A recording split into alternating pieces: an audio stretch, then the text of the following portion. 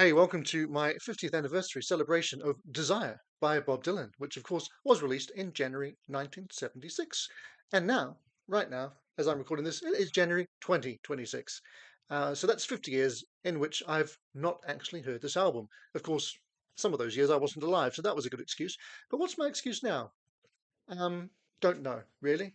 What I can say is his previous proper album, Blood on the Tracks, is one of the greatest albums of all time, according to just about everybody. I don't really like it, so that might be the reason that I've never gone one album along to this one. I do know Hurricane, who doesn't, basically, but yeah, everything else on here, I believe, would be new to me. But I'm not going to hear the whole thing. I'm going to randomly select 4 songs from this album and see what I make of them. A little bit of curation along the way. I will chuck the album onto shuffle, give myself a choice of 2 or 3 songs, and pick from those and see where we go. So, if that sounds interesting, and I hope it does, join me for the ride. And if you are a fan of Dylan and particularly of this album, I need you on board to let me know whether I make the right choices or not. And we'll see what I conclude at the end, whether it's going to be a full spin that I'll be giving this album in my own time, or one that will just continue to fall by the wayside. Either way, I'm looking forward to diving in. So let's do that. Select the first track and see how we're going to kick this thing off. All right, headphone time. Okay, so there are, as you probably know, 9 tunes on this album, which means I'm going to give myself a choice of 2 in most cases, and then a final choice will be the last 3, most likely. So, option 1 is to start at the end with Sarah, or I could go for One More Cup of Coffee. Wow, I've given myself a tough choice to start with, haven't I? Sarah is the closing tune of the album, and is the 3rd most streamed song on here. Obviously, Hurricane is #1 by far. One More Cup of Coffee is the 2nd most streamed song here, with almost 40 million, not too shabby.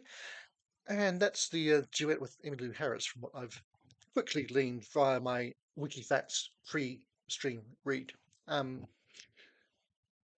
So, yeah, I didn't expect it to be this hard this soon. Let's go with One More Cup of Coffee and, yeah, see what Bob and Emmylou have to offer us. Here we go.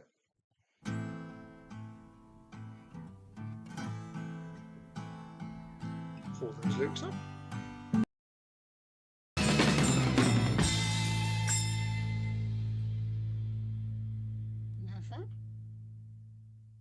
All right, One More Cup of Coffee. Now, before I go any further, the song probably just disappeared in front of your very ears there, and if that's the case, there will be a longer version of this episode handily linked in the description below, where you can listen to all the songs with me if you happen to need or want to. Yeah, copyright things, and also, yeah, people get scared by long videos, and there's a potential that this one could be very long depending on what songs come up. We started with a short one, and it was a good one. Enjoyed that a lot. Yeah, I mean, the thing with Dylan is there's a lot to unpick, or indeed unpack, uh, with even his simpler songs, which is kind of is. Um, and it's something that takes a while to get into. So I haven't got all day, so I'm probably not going to do much of that. Fair warning. But enjoyed the sound of this a lot, and yeah, nice. Wasn't really a duet, was it? Like it was billed, but Emmylou's vocals certainly added something to those choruses. So tasty. Um, yeah. Now I know my Dylan chart facts, of course. So this was, of course, a #1 album in '76, and indeed Billboard's #7 album of the year in the year-end chart. So went double platinum. So Dylan is a legend, but he wasn't always a massive seller. So for him, these are colossal numbers that we're talking for this particular album. Um, Anywho, let's carry on and see where we head next in this journey of discovery 50 years on. Okay. So my next choice will be between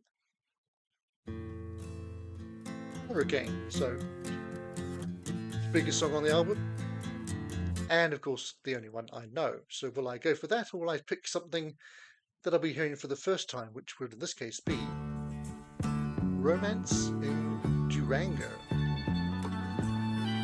I'll muse on that. While I do, I should point out that my first choice was, of course, between One More Cup of Coffee and Sarah, which were the only two songs on this album solely written by Dylan. The rest are all co-written by, and I'm not sure how to say his name. I'm gonna go with Jacques Levy, maybe Jake's or something else entirely. But that's what I'm going to say, and I'll probably not mention his name again for the sheer reason that I don't want to look a total fool. Right. So, Hurricane or Romance in Durango? As I say, Hurricane's the obvious song to go for, but I know it. Whereas Romance in Durango, let's have a quick read about it. Contains several lines sung in Spanish, okay, resulting in the song being released as a single in Spain in 1977. Was also released as the B-side to the Japanese single of One More Cup of Coffee. Okay, so it kind of seems to pair with what we went with before, so let's be adventurous and hear something for the first time again. And that's going to be the case for all of these songs now. So yeah, now that Hurricane has bitten the dust, Reuben Carter remains imprisoned for now, I'm afraid. Okay, Romance in Durango. Let's do it.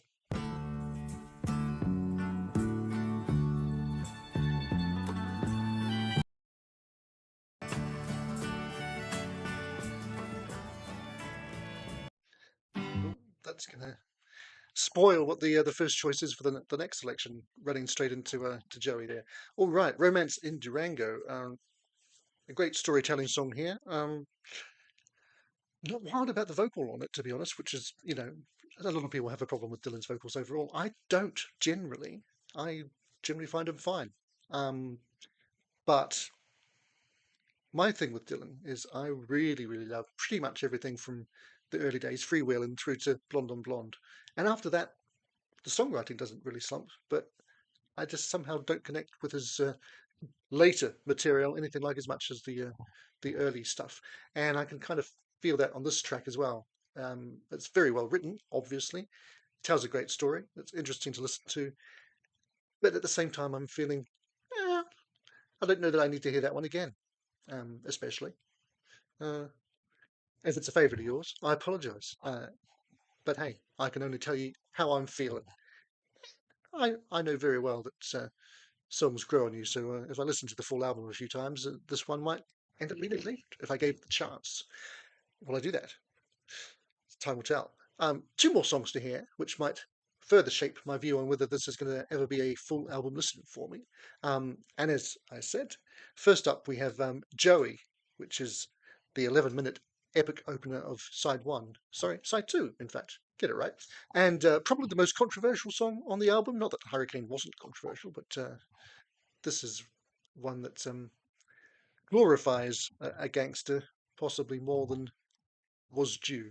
So we'll see if we go there or if we instead head to Mozambique, which was the second American single from the album, and I've read is generally considered the worst song on here. It's also the shortest song at 3 minutes long.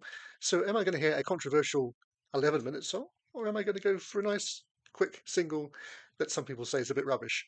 You know what I'm going to do. I'm going to stay right here with Mozambique and see what I think of it.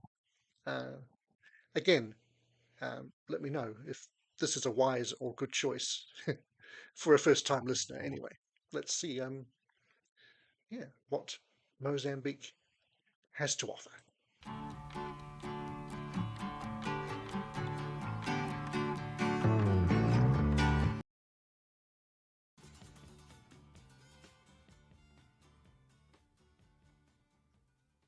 All right, I think I see why some people would rate this the lowest on a Dylan album because it's not as deep as most of his work, but damn, it's fun. I like that quite a bit. Um, I see that it supposedly started off as a game between Levy and Dylan to see how many rhymes they could come up with for eek, as in Mozambique, and you've got a few cheek, weak, and multiple others through the song. Um, I also note that in terms of critical reception, the lyrics are secondary to the melody, which is pretty rare for Dylan. Um, but yeah, it's very playful, very endearing, and the violin playing from Scarlett Rivera is very much a highlight. The drumming was great too. That's Howie Wyeth. not actually a name I'm that familiar with, I have to say. But nice work all around there. And yeah, I can see why that was picked as a single. Only went to number 54 in the charts, but you know, uh, could have done better. I mean, even Hurricane itself only made 33, and that was uh, not bad going for an 8.5 minute song. Anyway, we've only got one song left, and there's three to choose from. If you know this album, you'll know what they are, and I know what they are just through process of elimination. But I'm going to go through and see the order that Spotify gives me and see if that helps me to choose one final song to hear from Desire. Alrighty. So first up, Isis.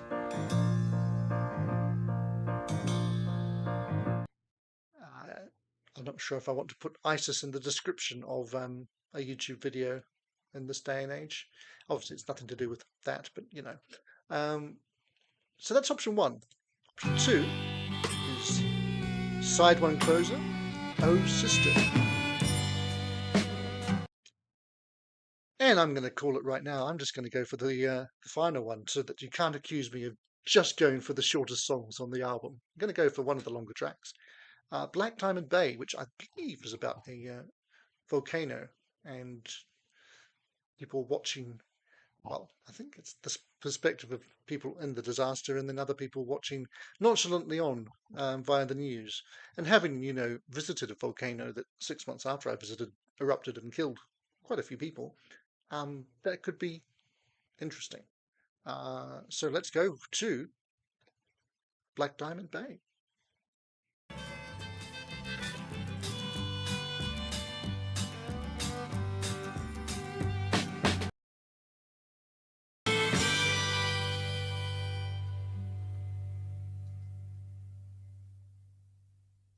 Well, all right. I don't need these no more, so I'm going to take them off. Hurrah! Okay, ending up my little random foreplay visit through Desire with Black Diamond Bay, and I'm damn glad I chose that song because that was great. um, I don't know what I missed by not hearing Isis or the other one, Oh Sister, but very, very happy with that choice. That's the best song that I've heard on the set of four. I actually liked three of the four songs. It was only Romance and Durango that didn't quite work for me on a first listen. Mozambique was fun, and whatever we heard first all those minutes ago was great too. But this is far and away my favourite. Um, great, great storytelling here, and it's all these things that are so important, including the poor old Greek who's gone to all this trouble to commit suicide when he would have just died anyway. Uh, what lesson do we take from that? I'm not really sure. But then the kind of pullback in cinematic terms to the final verse, where it's just this guy watching it on the news and saying, "Oh, not much is happening. I'll just get another beer." Ain't that the truth?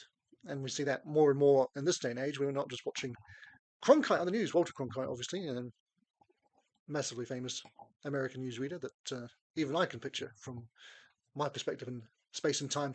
Um, yeah, the constant flurry of news from across the world. Well, do Americans even get news from across the world? I'm not sure that they do. Anyway, point is, it's very easy to see something terrible happening somewhere and more or less ignore it and carry on with our lives. And I'm as guilty of that as anybody. Um, but yeah, I mean, you really get drawn into that story, and the tragic conclusion um, isn't obvious if you didn't know in advance, which I sort of wish I hadn't read anything about it beforehand. But then again, if I hadn't, I might not have chosen that song. So, swings and roundabouts. Anyway, that leaves me slightly conflicted with what I feel about this album. So now I've at least heard five of the songs, um, Hurricane a lot, and four for the first time, I believe, and three of those pretty damn good. Um, am I going to rush out and hear the rest of this album? Maybe. Um, Based on what you've seen me hear and react to, let me know what you think I would make of the rest of it. And it's a long album, 56 minutes for a single disc vinyl album back in the day. It was really stretching the capabilities of what a record could hold. Um, I mean, I know Dylan had a lot of long albums, a lot of the 60s albums were 50 minutes plus. Um, does it hold up over that length of time? And is Joey, uh, not me, I'm not Joey, I'm Joe. or Joseph, never, never Joey, just to be clear. Is that song worth hearing despite its controversy? Yeah. Any answers to these questions, and indeed anything else you want to say about Dylan in general or Desire in particular, I'll be happy to hear it. So let me know down below. And like I say, if you didn't hear those songs with me and still need to, well, you can head to Spotify yourself and do that your way, or the link to the long video will be down there for you to go and hear along with me, and hear my thoughts a second time. You blessed lucky souls. All right, loads more albums from 1976 to be featured throughout the year, because it's one heck of a year in rock history. So we'll see how many we actually manage to cover. But interesting to kick off with that one. And hopefully I'll have some friends join me for some 60-year-old albums that were released in January of '66. Lightfoot's debut and Sounds of Silence from Simon & Garfunkel. So hopefully those will be coming up on the channel soon. Meanwhile, make sure you join the other 5,000 plus happy souls who have subscribed to the channel. And if you want to find out what Dylan's final top 40 hit was and find out more about that, well, you can do that. It'll be around somewhere. So for me, it's just thanks for watching today and bye for now, but I hope not for long. It's the end, but the moment has been prepared for.